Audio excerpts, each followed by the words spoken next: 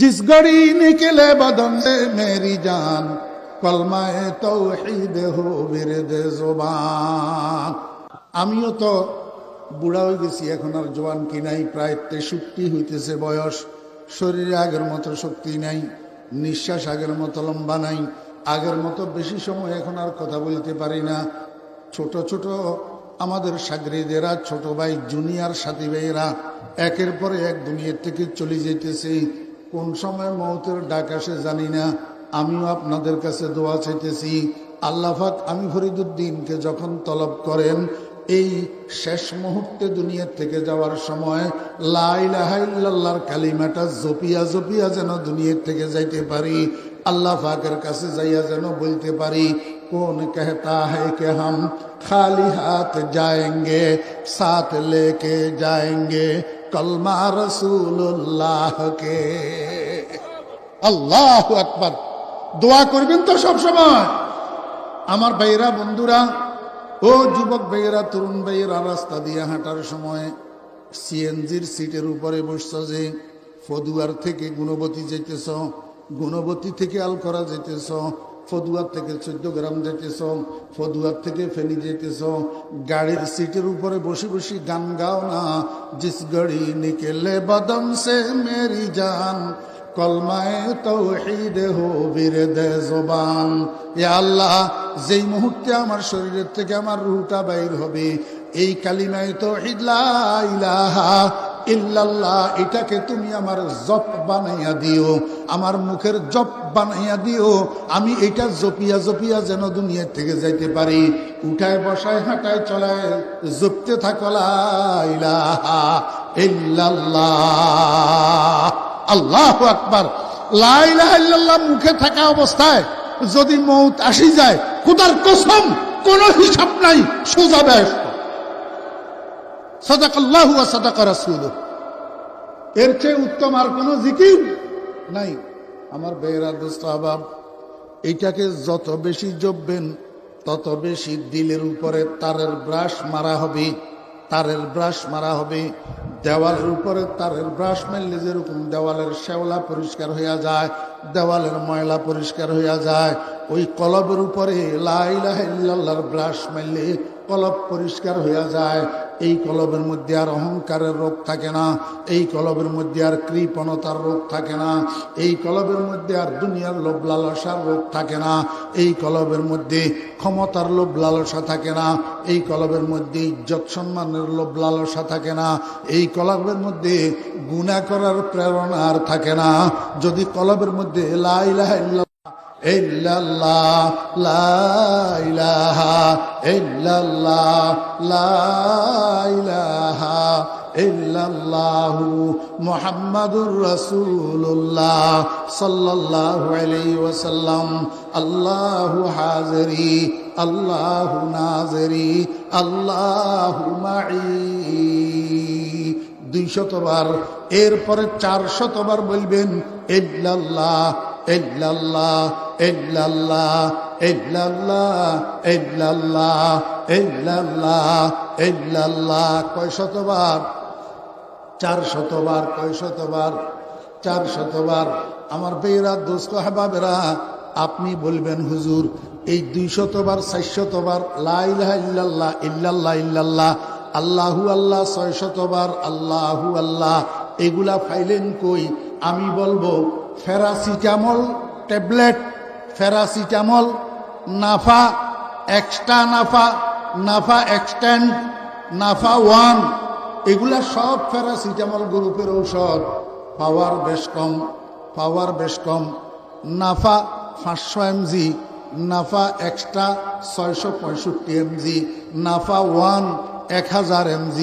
ও দোস্ত, যেই company Nafa tablet বাইর করছে, এই কোম্পানি বাংলাদেশের সমস্ত ডাক্তারের কানে কানে যাইয়া বলে নাই এই রুগীরে দৈনিক 3টা দিবা, এই রুগীরে দৈনিক 6টা দিবা, সকালে 2টা, দুপুরে 2টা, রাত্রে 2টা, এই রুগীরে বড়া পেটে খাওয়াইতে দিবা। এইটা কোম্পানি ডাক্তারদের কানে কানে যাইয়া কয় নাই, ফার্মেসিওয়ালাদের কানে কানে যাইয়া কয় নাই। আমার ভাইয়েরা, দোস্ত আহবাব, MBBS, FCPS, FRCS যারা লেখাপড়া করছে, ওই ডাক্তারের বইয়ের মধ্যে কতগুলা মূলনীতি তাদেরকে শিখাইয়া দিছে। এই মূলনীতির ভিত্তিতে রোগীর অবস্থার উপরে নির্ভর করিয়া ডাক্তারে ঔষধের ডোজ নির্ণয় করে, ঔষধের ডোজ লেখে। এই রুগীর ব্যথা বেশি, এই রুগীর একটা একটা খাওয়াইলে হবে না, এইটারে সকালে 2টা, দুপুরে 2টা, রাত্রে 2টা দিতে হবে। এই রুগীর ব্যথা কম, এইটারে সকালে 1টা, দুপুরে 1টা, রাত্রে 1টা। খালি পেটে খাওয়াইলে কাজ হবে না, বড়া পেটে খাওয়াইতে হবে। আমার বেয়েরা দোস্ত আবার, এই ডোজ নির্ণয় করা এটা রুগীর কাজ না, রুগীর বাপেরও কাজ না, রুগীর দাদারও কাজ না, এটা ঔষধ কোম্পানিরও কাজ না, ঔষধ যারা বিক্রি করে আল্লাহু আকবার প্রতিনিধিরা, এদেরও কাজ না। ডোজ নির্ণয় করা এটা ডাক্তারের কাজ। অবস্থার প্রেক্ষিতে ডোজ ডাক্তারে লেখে। আমার ভাইয়েরা, জিকির একটা মেডিসিন। আল্লাহ পাক কোরআন শরীফের মধ্যে বলে দিয়েছেন, আল্লাহর হাবিব হাদিস শরীফের মধ্যে বলে দিয়েছেন।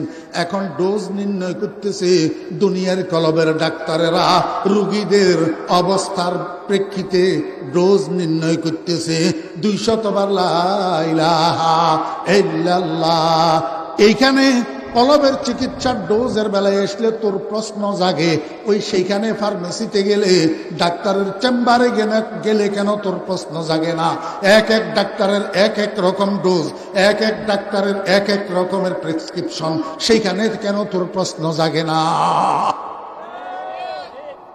200 বার লা ইলাহা ইল্লাল্লাহ, 400 বার ইল্লাল্লাহ ইল্লাল্লাহ, এরপরে 600 বার আল্লাহু আল্লাহ আল্লাহু আল্লাহ।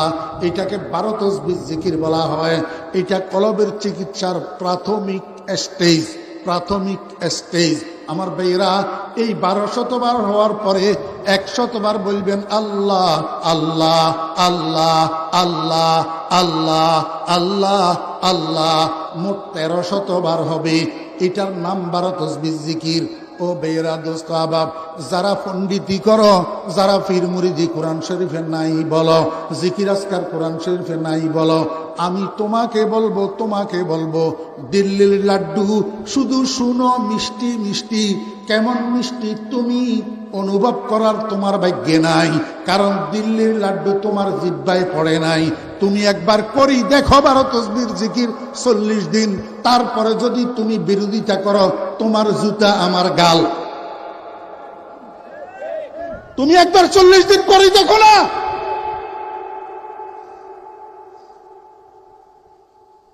আমার ভাইরা দোস্ত আবাব, এটা ডোজ হলো কর্মঠ রোগীদের জন্য, মনোযোগী রোগীদের জন্য। আরেকটা ডোজ আছে উদাসীন রোগীদের জন্য, দুর্বল কর্মঠ রোগীদের জন্য আরেকটা ডোজ আছে। 12 তাসবিহ জিকির যদি করতে না পারো, তাহলে আরেকটু তোমার জন্য ডোজ কম। কয় সেটা কি? কয় ফজরের নামাজের পরে এশরাক পর্যন্ত মসজিদের মধ্যে ওই নামাজের মুসাল্লায় বসো, 100 বার বলো লা ইলাহা ইল্লাল্লাহ লা ইলাহা ইল্লাল্লাহ লা ইলাহা ইল্লাল্লাহু মুহাম্মাদুর রাসূলুল্লাহ। প্রত্যেক 10 বারের পরে, প্রত্যেক 10 বারের পরে মুহাম্মাদুর রাসূলুল্লাহ সাল্লাল্লাহু আলাইহি ওয়াসাল্লাম, আল্লাহু হাজিরি আল্লাহু নাজিরি আল্লাহু মাই। যদি পারেন, যদি মুখস্থ থাকে, আল্লাহর প্রেমের 2-1টা গান গান। মোহাব্বত আপনা মুঝকো এ খুদা দে, মুঝে भी जाम उल्फत के पिला दे, मुझे खोया मेरे अक्लो खरद ने खुदाया अपना दीवाना बना दे। अल्लाहर प्रेमेर गान गाओ ना मुसलमान, इल्म और इरफान से सीना मेरा मामूर कर, जामे तस्लीम और रज़ा से मस्त कर मसरूर कर, दौलते इखलास दे उज्ब रिया को दूर कर, नेमते दीदार जन्नत किस्मते महजूर कर। এরপরে আবার শুরু করেন লা ইলাহা ইল্লাল্লাহ, আবার 10 বার। এরপরে আবার ফুরা কলমা দরুদ শরীফ। এইভাবে 100 বার ফজরের পরে পড়েন, 100 বার আল্লাহু আকবার মাগরিবের পরে পড়েন। কি লাভ হবে জানেন? একবার পড়লে 4000 গুনাহ মাফ, কয় হাজার? 4000। 100 বার পড়লে কয় হাজার? কয় না। একবারে 4000 হইলে 100 বারে কয় হাজার? 4 লাখ নাকি? আমার বেহরা দোস্ত আবাব, একবারে 4000 হইলে, একবারে যদি 1000 হয়, 100 বারে 100,000 1 লাখ, একবারে যদি 2000 হয়, 200 বারে 2 লাখ, 400 বার 400 গুণা 4000 গুণা যদি মাফ হয় তাহলে 100 বারে 4 লাখ গুণা। আল্লাহু আকবার। তাহলে 4 লাখ গুণা ফজরের পরে মাফ পাইলেন। আবার মাগরিবের পরে 100 বার পড়লে 4 লক্ষ গুণা মাফ হইল। অদোস্ত, এই আমল যদি আল্লাহর কোন বান্দা জীবনভর করতে থাকে, আমাকে একটু বুঝে থাকলে বলুন না, মরণের বিছানায় আর তার গুণা থাকবে কিনা? ফজরের পরে 100 বার, মাগরিবের পরে 100 বার লা ইলাহা ইল্লাল্লাহ। আর লম্বা বলতে ফেললাম না, সময় অনুমতি দিতেছে না। 2 নম্বর মেডিসিন ও বেরা দোস্ত আবাব, তেলাওয়াতুল কোরআন।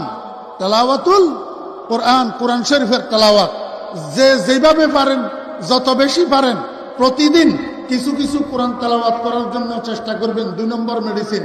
3 নম্বর মেডিসিন কাসরাতু যিকরিল মাউত, বেশি বেশি মৃত্যুর স্মরণ। আমার বেরা দোস্ত আবাব, আমার পিসা হুজুর রহমতুল্লাহ আলাইহি বলেন, বাবারা বেশি বেশি মৃত্যুর স্মরণ কেমনে করিবা? ও দোস্ত আবাব, আল্লাহর হাবিব জনাব রাসূলুল্লাহ সাল্লাল্লাহু আলাইহি ওয়াসাল্লাম বলেন, কুন ফিদ দুনিয়া কাআন্নাকা গরীব আও আবিরু সাবিল ওয়া উদ্দা নাফসাকা মিন আসহাবিল কুবুর। হে আমার সাহাবী, হে আব্দুল্লাহ ইবনে মাসউদ, তুমি নিজেকে সব সময় কবরবাসী মনে করিবা। দুনিয়াতে চলাকালীন সব সময় নিজেকে কবরবাসী মনে করিবা, সব কাজকে শেষ কাজ মনে করিবা। আজকে যে আমি আপনি বাড়ির থেকে বাইরে এসছি, ঘর থেকে বাইরে এসছি, আমাকে একটু হাত উঠাই দেখান না, কে কে এই ঘরের মধ্যে আবার জিন্দা ফিরে যেতে পারবেন? আশা করেন পারবেন? দোস্ত আহবাবেরা, এই যে ঘর থেকে বাইর হইলাম, এটা আমার জীবনের শেষ বাইর হওয়া হইতে পারে।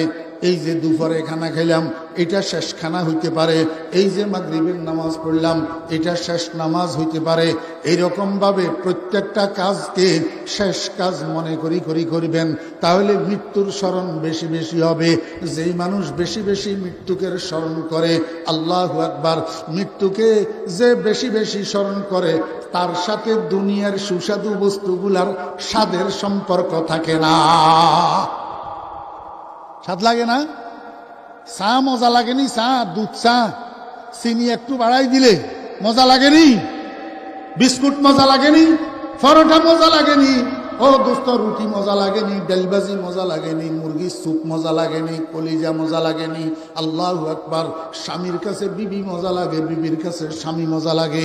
ও দোস্ত আবাব, বিছানা মজা লাগে, ঘরবাড়ি মজা লাগে, গদিওয়ালার কাছে গদি মজা লাগে, দোকানওয়ালার কাছে দোকান মজা লাগে, রাজনীতিওয়ালার কাছে রাজনীতি মজা লাগে। আল্লাহর হাবিব কয়, মৌত মৌত মৌত মৌত এমন এক জিনিস যেটা সমস্ত স্বাদেরে কাটি দে, সমস্ত স্বাদেরে কাটি দে। মৌতে যারে পাইছে তার কাছে এই জিনিসগুলা কিচ্ছু আর মজা লাগে না। সব স্বাদ নিঃস্বাদে পরিণত হইয়া যায়, সব স্বাদ অস্বাদে পরিণত হইয়া যায়। এই জন্য আল্লাহর হাবিব বলেন, বেশি বেশি করে মৌতের স্মরণ করো। দুনিয়ার সুস্বাদু বস্তুগুলাই তোমারে টানিয়া দুনিয়ামুখী বানাইতে পারবে না, তোমাকে কবরমুখী বানাইয়া দিবে। আল্লাহু আকবার। قال النبي صلى الله عليه وسلم اكثروا ذكر هازم اللذات الموت। সব কাজকে শেষ কাজ মনে করবেন, বেশি বেশি মরণের স্মরণ হবে। আমার ভাইয়েরা দোস্ত আহবাব, আরেকটা মেডিসিনের নাম জিয়ারাতুল কুবুর। সময় আমাকে অনুমতি দিতেছে না, একটু বিস্তারিত বলার দরকার ছিল। আরেকটা মেডিসিনের নাম কি? জিয়ারাত। ও মুরব্বিয়ানে কেরাম, যুবক ভাইয়েরা, তরুণেরা, কিশোরেরা, মা বাপের কবর জিয়ারত করিবা। দাদা দাদির কবর জিয়ারত করিবা, নানা নানির কবর জিয়ারত করিবা, উস্তাদের কবর জিয়ারত করিবা, মুরব্বীদের কবর জিয়ারত করিবা। প্রতিদিন না পারলে অন্তত কমপক্ষে শুক্রবার জুমার দিন মা বাপের কবরের কাছে যাবা। আল্লাহর হাবিব বলছেন, যেই সন্তান জুমার দিন মা বাপের কবর জিয়ারত করে আল্লাহ পাকের দপ্তরের মধ্যে তার নামটা নেক সন্তান হিসাবে লিপিবদ্ধ হয়। ওরে শাহী ডায়েরির ভিতরে যেই মানুষটারে একবার সৎ লেখা হয় সেই মানুষটার উপরে আর শাস্তি প্রয়োগ হয় না। আল্লাহ পাকের দপ্তরের মধ্যে মানুষ একটাকে নেক যদি একবার লেখা হয় এই মানুষটা জাহান্নামে আর যাবে না। কবর জিয়ারত করবেন তো ইনশাল্লাহ? ও মুরব্বিয়ানে কেরাম, আপনি তো মনে মনে করেন যে আমি বুড়া মানুষ, আমি কিয়া কবর জিয়ারত করবো, মা বাপের কবরে যাই। মনে রাখিয়েন, আপনি বুড়া মানুষ সন্তানদেরকে সাথে লইয়া যদি মা বাপের কবর জিয়ারত করতে যান, এখান থেকে আপনার সন্তানেরা শিখবে, আর আপনি মারা গেলে আপনার কবর জিয়ারত করতে যাবে। আপনি যে 6 মাসে বছরে একবার মা বাপের কবরের কাছে যান না, আপনার ছেলেরা 5 বছর 10 বছরেও একবার আপনার কবরের কাছে যাবে। মনে থাকবে তো ইনশাল্লাহ? কয়টা মেডিসিন? 1 নম্বর আল্লাহর জিকির, 2 নম্বর কোরআনের তেলাওয়াত, 3 নম্বর মৌতের স্মরণ, 4 নম্বর কবরের জিয়ারত। ভুলি যাবেন তো? কয়টা মেডিসিন? 4টা মেডিসিন। আল্লাহ পাক আমাদেরকে বুঝার এবং আমল করার তৌফিক দান করেন। সবাই বসা থাকেন, আমার সময় এখনো 5 মিনিট আছে, 8:15 আজান।